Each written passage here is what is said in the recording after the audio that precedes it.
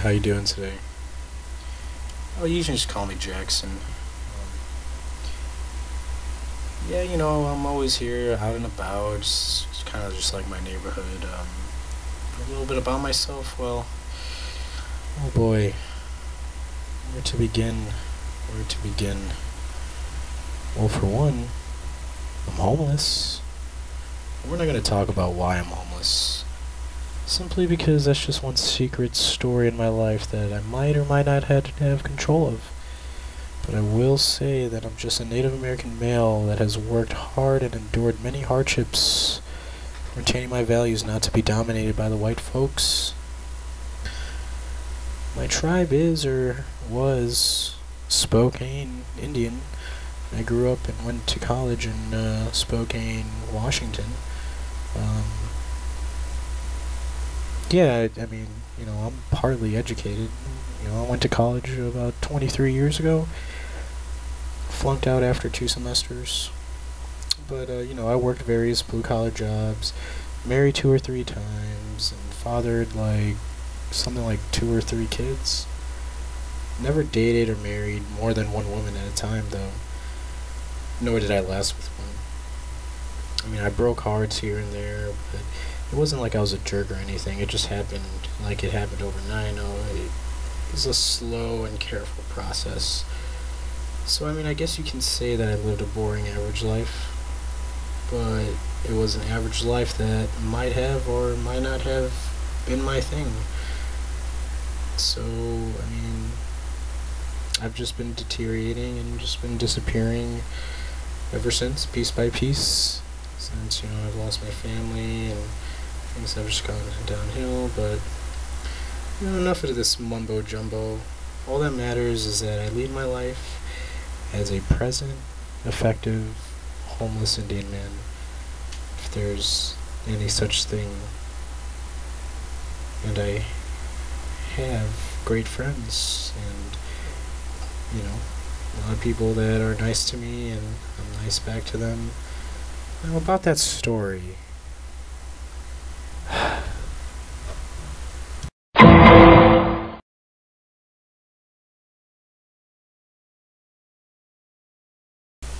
Ooh, let me just tell you that a shot of whiskey just goes down the hatch like there's no tomorrow. But anyway, going back to my story. Just light a cigarette here. Yeah, so it starts, actually, it was last week, on this day today, last week, that me and my 2 friends, so let me tell you, my 2 friends, Rosa Sharon and Junior, man, best buddies. I love them. I can tell you, first of all, Rosa Sharon, she's like physically short, but really tall at heart. And Junior, he's just got like these chubby cheeks, just want to punch him. Yeah, but then anyway, we were all read by the Pike Place market, just panhandling just for some cash, just wanted to get a bottle of fortified courage in us, just pick something up from 7-Eleven or something. It's how we usually start our days, just as homeless people and stuff, it gets our day going, liquor. How much better can it get than that? Yeah, but anyway, so we're walking, just mind our own business, trying to find this, stupid 7-Eleven, and right by Aurora Street, we come upon a pawn shop here, and, I'm looking through the window, and, I noticed that there was something that looked really familiar, something of my grandmother's. It was a regalia, and back in the day she would wear it to her powwows and traditional dances, and it just looked so familiar, and it had been missing for over 50 years. So we went inside and, talked to the pawnbroker and said, hey, that one, that might be ours. It was stolen a long time ago, and I had a slight memory of there being a yellow bead right under the armpit part of the regalia. So we went ahead and checked, and well, next thing you know, hey, it's there. And I asked the pawnbroker, tried being really nice to the guy and just, hey man, like, this was stolen from us. Is there any way we can get it back? And he straight up told us, this Christopher Walken face, like, I bought this for $1,000, and I mean, unless you have 999, I can't give it to you. And I was really mad. I just wanted to punch the guy in the face, but all we had was the $5 that we were gonna go get our liquor with, and there's nothing I could do. But the pawnbroker was nice, and he said he'll give us 24 hours to come up with the money, and gave us a head start and gave us $20, and said come back tomorrow at around noon, 12 o'clock, and if you have the $999, I'll go ahead and give you the regalia. Obviously, I really didn't agree with this, but I took up his offer because I wanted to see if I could really do it. Okay, so now we have $20 from this pawnbroker, and then we have the $5 that we previously had in loose change. So we decided, hey, this is going to be a journey. This is going to be a really interesting adventure. So we ended up going to the 7-Eleven, and we need some fuel. We need to get this kick started. So we bought, in our best interest, we just got 3 bottles of, liquor. 3 bottles of imagination, just to give us a boost. Yeah, we passed out for an hour, but woke up and Rosa Sharon, she wasn't there. I later on heard that she I think she hitchhiked back to Toppenish to go live with her sister on a reservation. And Junior, on the other hand, he was with me. He was just he was laying face flat, lying in his own vomit. It's something I never, it's not like I haven't seen that before. He does that all the time. But he was passed out, and I'm over here just, how am I gonna get this money? So, down by the wharf that we were by, there is these 3 cousins that usually hang out around there. They were Alutes, and they were called the Alute cousins, and they'd always sit on a wooden bench by the wharf and, sing and play music, sing songs about their history and whatnot.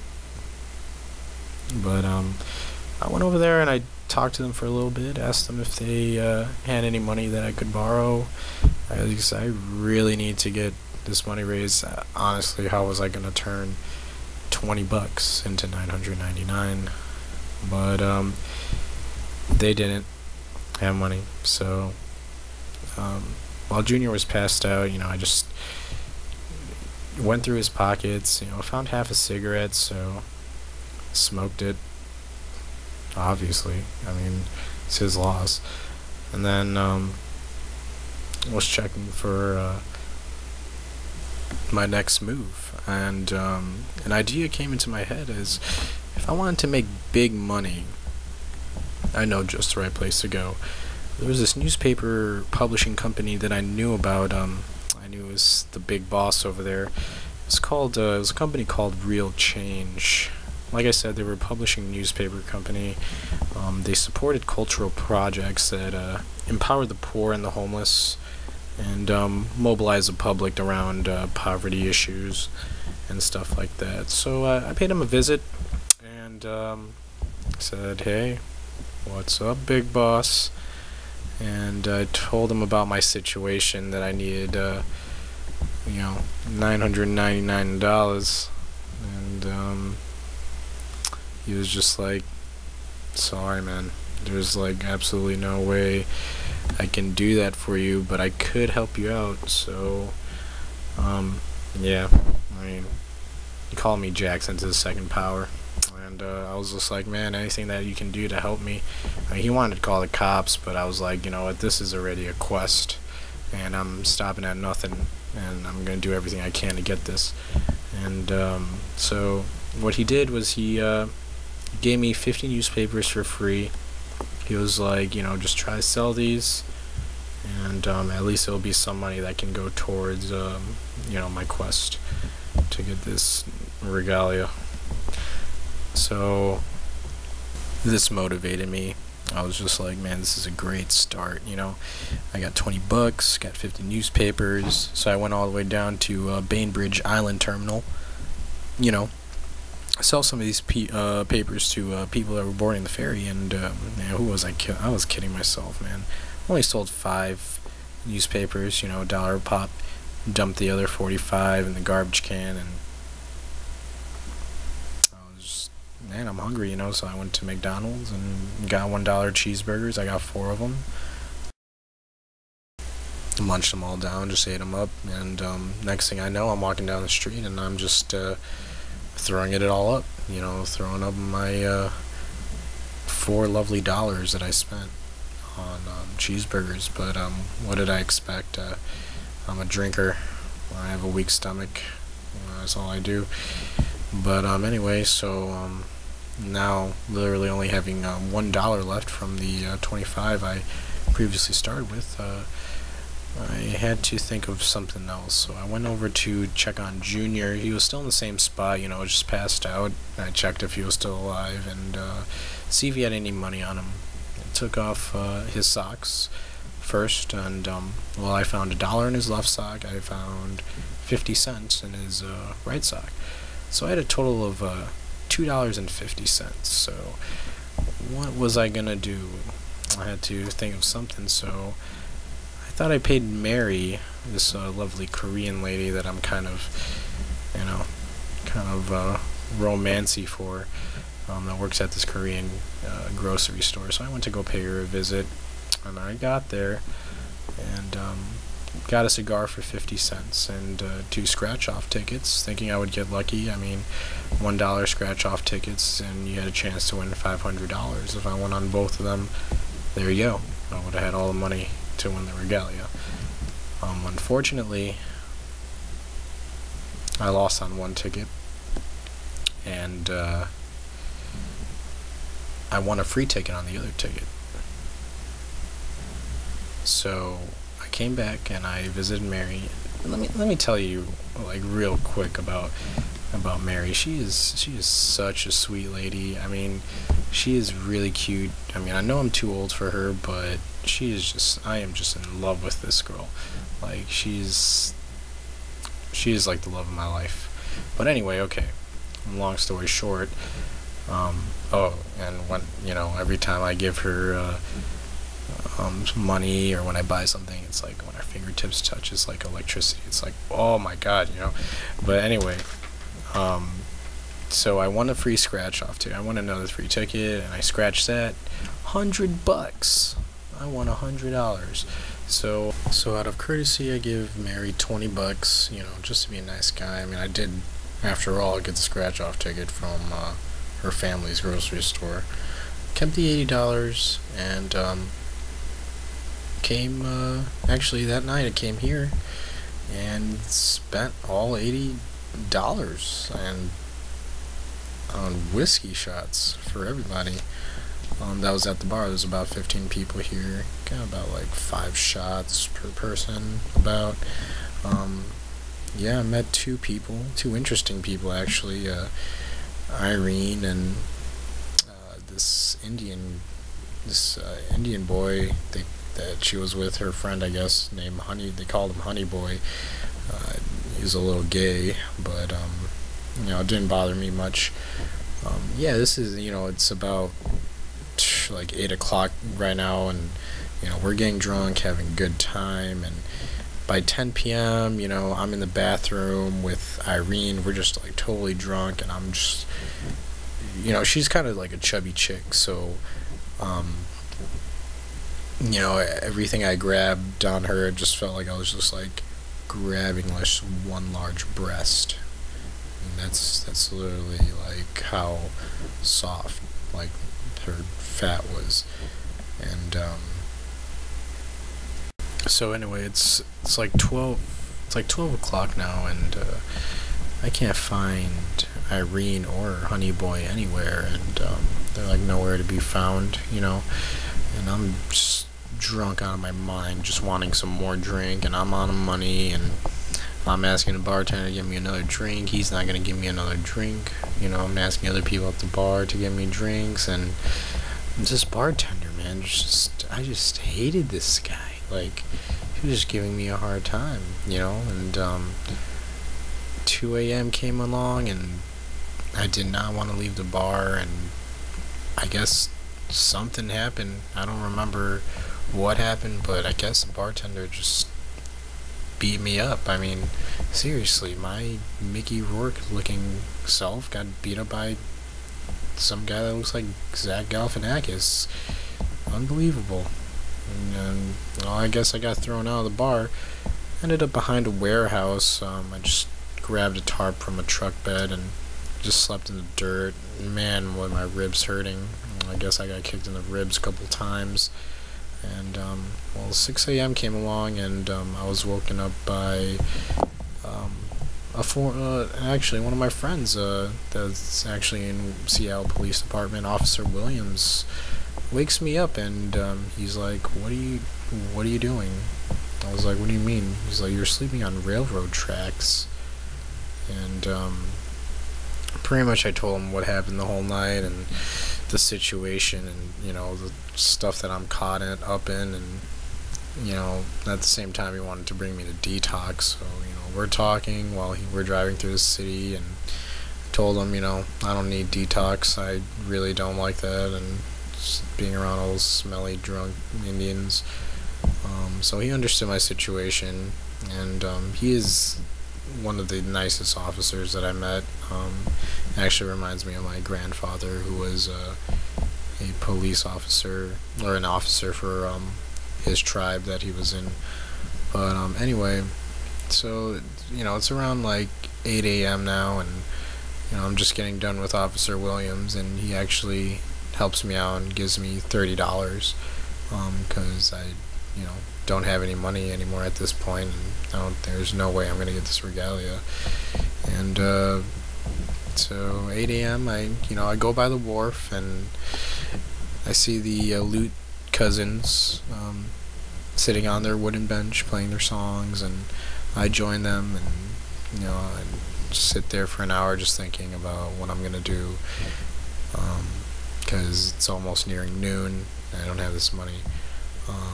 Anyway, I decided just to all four of us go to breakfast, and you know, spend $25 on breakfast for the four of us. Ate nice, and you know, then I want to see if I still could get the regalia. So it's around noon now, next day, and I'm going around trying to find this place. I can't find it anywhere. Finally, just around the corner, there it is. I go inside, and then I tell the pawnbroker, you know, man, like, I only have this $5, and he was like, well, is that the same $5 that you had yesterday? And I was like, no. And he was pretty much like, I'll be right back. Comes back out with the regalia and just gives it to me. And I'm like, here, take this $5. And he ended up that he didn't want it, because he understood that I did go through a lot of stuff to try and make that money, and just came back with $5 like I previously did, but a different $5. Well, I took the regalia, went outside the pawn shop, and just danced like a madman, because honestly, really, man, like, I don't know, I kind of was just like in hysteria. But hey, man, it was like really nice meeting you, and you know, thanks for listening to my story. I know it was kind of long, but yeah, it's the story of my life.